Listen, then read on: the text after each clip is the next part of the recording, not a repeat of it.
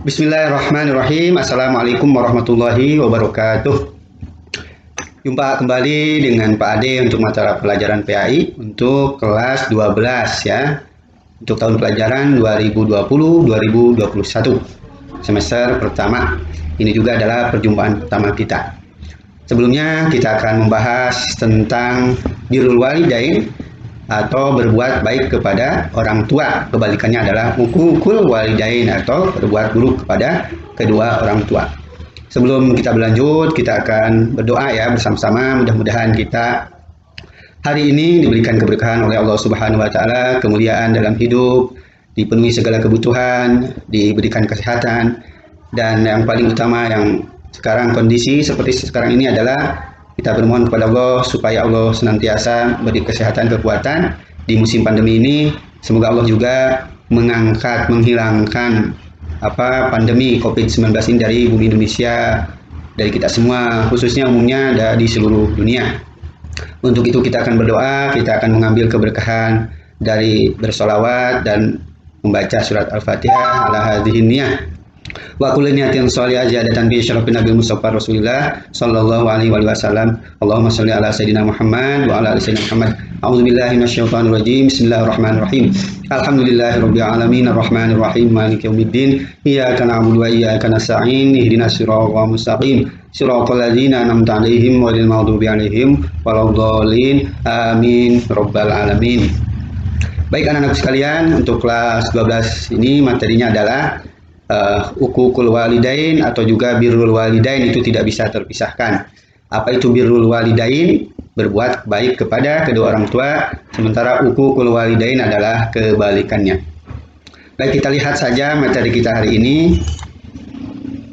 Durhaka kepada kedua orang tua. Ya, durhaka kepada kedua orang tua artinya tidak mentaatinya ya, atau menyepelekan hak-haknya, melakukan hal yang tidak disukainya, menyakitinya sekalipun hanya dengan perkataan itu kita sudah sering dengar, sudah tahu bahwa kita mengucapkan kata saja atau kata hus saja itu sudah berbuat buruk atau durhaka kepada kedua orang tua. Kalau kita meninggalkannya berarti kita berbuat baik kepada kedua orang tua, kebalikannya. Kemudian memandangnya dengan pandangan sinis atau menyepelekan kedudukannya. Itu memandang saja dengan pandangan yang tidak bagus, tidak berakhlak, bahkan sinis tadi, menyepelekan kedudukannya adalah berbuat buruk kepada kedua orang tua. Itu dalam Al-Quran disebutkan larangan menyakiti atau durhaka kepada orang tua itu, bahkan menyatakan atau saja atau cis, itu pun dilarangnya. Itu anak sekalian, jadi kita dalam Al-Quran sudah dijelaskan bagaimana berbuat baik kepada kedua orang tua atau durhaka kepada kedua orang tua itu. Selanjutnya, kalau kita lihat bagaimana menyakiti kedua orang tua termasuk dosa besar, ya. Menyakiti kedua orang tua itu termasuk dosa besar. Dua orang tua yang sudah tentu ayah dan ibu kita. Di antaranya dosa yang paling besar adalah menyakiti kedua orang tua. Dan dosanya berada pada tingkatan kedua setelah dosa syirik kepada Allah. Syirik kepada Allah itu adalah yang pertama, itu dilarang dan dosa besar. Allah menempatkan durhaka kepada kedua orang tua itu setelah syirik kepada Allah. Jadi dalam Al-Quran tidak ada yang namanya Allah menempatkan dosa besar itu setelah syirik adalah misalkan meninggalkan sholat, meninggalkan puasa, zakat, dan kewajiban-kewajiban yang lainnya. Tapi ternyata Allah menempatkan menyakiti kedua orang tua itu adalah termasuk dosa besar setelah syirik kepada Allah atau menyekutukan kepada Allah, menyekutukan atau dosa syirik kepada Allah Subhanahu wa taala. Dalam sebuah hadis juga dijelaskan di antara etika akhlak kepada kedua orang tua itu salah satunya ya ada 5, salah satunya di antaranya kita tidak boleh kalau berjalan tidak boleh mendahului orang tua. Itu di antaranya yang akhlak kepada kedua orang tua. Artinya kalau kita dalam berjalan saja lebih duluan daripada orang tua, itu termasuk kepada durhaka. Itu menurut kita mungkin sepele atau enteng, biasa-biasa saja ya. atau misalkan mendahului duduk daripada orang tua kita. Kalau kita dalam keadaan berdiri, orang tua berdiri, kemudian kita mau duduk di suatu tempat, itu kita tidak boleh duluan duduk, ya. Itu dalam sebuah hadis demikian. Kalau kita duluan duduk, berarti kita juga sudah berbuat durhaka kepada orang tua. Mungkin yang dua ini, yaitu tadi mendahului duduk, kemudian mendahului jalan ketika kita sama orang tua berjalan, itu sudah durhaka, dan itu mungkin menjadi biasa, ya. Itu biasa bagi kita, padahal itu tidak sadar itu adalah sebuah kedurhakaan. Itu gugur kalau kita untuk yang dua ini kita gugur, artinya emang kita mungkin itu sehari-hari buat kita, ya. Kemudian ya selanjutnya adalah bagaimana birrul walidain atau uququl walidain itu di dalam Al-Qur'an atau dalam hadis disebutkan. Nabi Shallallahu Alaihi Wasallam bersabda, dari Anas, dia berkata, Nabi Shallallahu Alaihi Wasallam pernah ditanya tentang dosa-dosa besar. Beliau bersabda, menyekutukan Allah, menyakiti kedua orang tua, membunuh, dan kesaksian palsu. Sekali lagi, tadi dalam Al-Quran bahwa di dalam Al-Quran disebutkan dosa besar kepada orang tua itu ditempatkan kedua setelah dosa besar syirik. Demikian pula ini di dalam sebuah hadis, ya. Saya tidak bacakan Arabnya, ya. Ini terjemahan saja tadi. Nabi pernah ditanya tentang dosa-dosa besar, beliau bersabda, menyekutukan Allah, menyakiti kedua orang tua, membunuh, dan kesaksian palsu, gitu. Ini ada tambahan, ya. Nanti banyak sih dosa besar itu. Ada, kalau dari Imam Ja'far itu ada 15 dosa besar. Itu diantaranya adalah durhaka kepada kedua orang tua. Bahkan dalam hadis ataupun ayat ditempatkan kedua setelah syirik. Berarti begitu pentingnya kita menghindari perbuatan itu, sampai Allah menempatkannya bukan yang lain seperti sholat tadi atau zakat atau puasa. Allah menempatkan justru adalah perbuatan dosa kepada kedua orang tua, ditempatkan yang kedua setelah dosa syirik. Ini selanjutnya, anak sekalian, bagaimana azab bagi pelaku durhaka kepada orang tua? Bagaimana azabnya, siksanya? Kita lihat ada beberapa hadis ini. Pada suatu ketika pernah ada seorang bertanya kepada Imam Ali karramallahu wajhah, ceritakanlah kepada kami sesuatu yang dibisikkan Rasulullah kepadamu. Kata pertanyaan kepada Imam Ali, kata penanya, ya. Kemudian Imam Ali menjawab, Rasulullah Shallallahu Alaihi Wasallam belum pernah merahasiakan sesuatu apapun terhadap diriku dan merahasiakannya kepada orang-orang banyak. Aku pernah mendengar Rasulullah bersabda, la'anallahu man sabba walidayhi wa la'anallahu man ghayyara tuhumal ard wa la'anallahu man awa muhdisan. Semoga Allah melaknat orang yang mencaci kedua orang tuanya. Semoga Allah melaknat orang yang merubah batasan tanah orang lain. Semoga Allah melaknat orang yang memberi tempat ahli bid'ah. Ini hadis diriwayatkan oleh Imam Ahmad. Ini sekali lagi durhaka kepada kedua orang tua di sini juga ditempatkan, bahkan dalam hadis ini di tempat yang pertama, ya. Yang kedua adalah apa tadi? Yang kedua, semoga Allah melaknat yang merubah batasan dan melaknat orang yang memberi tempat ahli bid'ah. Ini yang pertama dalam hadis. Sebelum tentunya yang tadi tetap syirik kepada Allah yang pertama. Dalam hadis ini pertama itu karena durhaka durhaka atau berbuat dosa besar berupa syirik tidak disebutkan di sini. Sampai Allah menyebutkan kata melaknat. Allah melaknat, ya. Orang yang durhaka kepada kedua orang tua atau mencaci kedua orang tua. Dalam hadis lain disebutkan ada yang tentang mencaci orang tua ini. Ya, bagaimana ketika Rasulullah mengatakan orang durhakanya bagaimana orang yang mencaci itu. Kata para sahabat ketika itu, bagaimana orang bisa mencaci kedua orang tuanya? Tidak mungkin lah, gitu.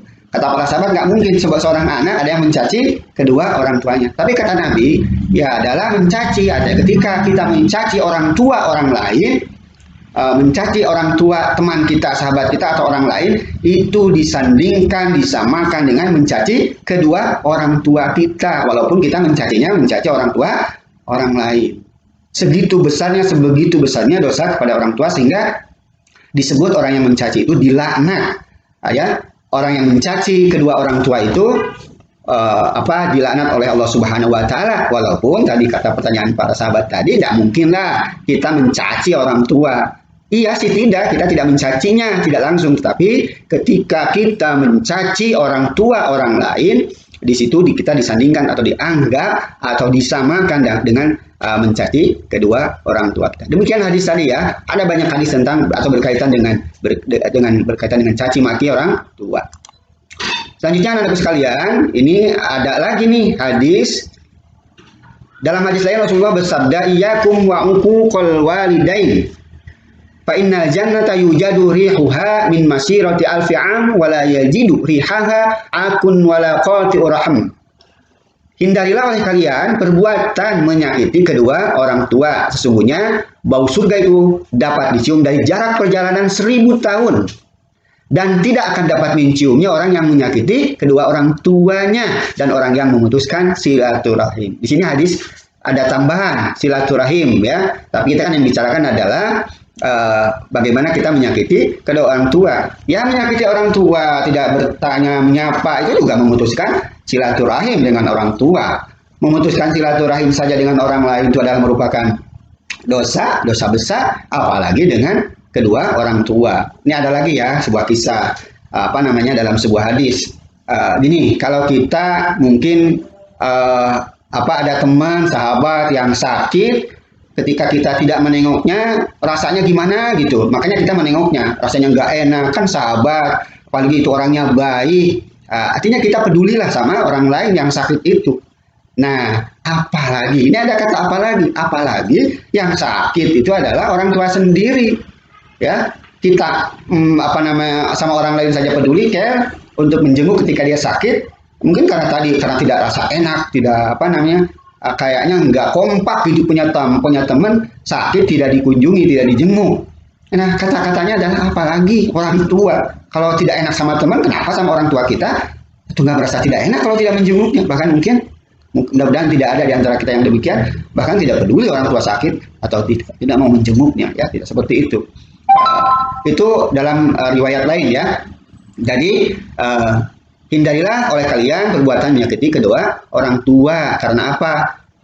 Perjalanan bau surga itu dapat dicium dari jarak perjalanan 1000 tahun. 1000 tahun itu bisa dicium. Bayangkan 1000 tahun, kita nggak sampai hidup segitu ya. Tidak hidup 1000 tahun. Nah, tetapi bagi orang yang menyakiti kedua orang tua tidak bisa mencium bau surga itu ya. Tidak bisa mencium bau surga bagi orang yang menyakiti kedua orang tua. Padahal kalau tidak kita menyakiti orang tua itu, bau surga itu bisa atau dapat dicium 1000 tahun jaraknya. Itu ya keutamaan berbuat baik kepada orang tua dan bagaimana kita harus menghindari berbuat buruk kepada kedua orang tua. Hadis itu melengkapi ya apa yang saya ceritakan tadi, menjenguk teman saja bisa karena ini itu tidak enak segala macam karena persahabatan. Tidak enak lah. Kenapa sama orang tua tidak bersikap sedemikian? Tidak enak, apalagi tidak enak orang tua gitu loh. Ya, itu penjelasan dari hadis-hadis yang disampaikan oleh Rasulullah. Selanjutnya anak-anak sekalian, ini orang yang menyakiti kedua orang tuanya tidak akan mencium bau surga. Hadis lain ya. Abdullah bin Amr bin As menceritakan bahwa Rasulullah SAW telah bersabda, ada 3 macam orang yang diharamkan Allah masuk surga. Satu pecandu khamar. Kalau kita sekarang mungkin tidak harus khamar ya, bisa nafsa yang lainnya, sabu dan lain-lainnya, ganja. Orang yang menyakiti kedua orang tua yang kedua, kemudian ada yang lainnya yang disebut dalam hadis ini germo yang mengizinkan keluarga melacur. Tapi yang intinya adalah kita tidak bisa masuk atau bisa mencium, baru masuk ya, menciumnya saja kita tidak diizinkan oleh Allah karena durhaka kepada orang tua. Ada 3 tadi ya, satu pecandu narkoba atau khamar, yang kemudian dia sebagai pelacur atau germonya ya, yang melacurkan orang. Mohon maaf mungkin ini bahasanya yang tidak bisa saya sederhanakan seperti apa, tapi yang intinya di dalam hadis ini durhaka kepada orang tua, termasuk orang yang tidak akan mencium bau surga, apalagi masuknya mencium saja tidak diizinkan oleh Allah Subhanahu wa taala. Selanjutnya ini keutamaan atau fadilah ya, birrul walidain. Kita kebalikannya saja ya dari uququl walidain, kebalikannya adalah birrul walidain. Birrul artinya berbuat baik kepada kedua orang tua. Ini ada hadis lagi ya, kita baca terjemahnya. Aku bertanya kepada Rasulullah Shallallahu Alaihi Wasallam, amal perbuatan apakah yang paling disukai Allah? Dalam riwayat yang lain disebutkan amal perbuatan apakah yang paling utama? Rasulullah Shallallahu Alaihi Wasallam menjawab, salat pada waktunya. Aku bertanya lagi, kemudian apa lagi? Rasulullah menjawab, berbaktilah kepada kedua orang tua. Bahkan di dalam hadis lain,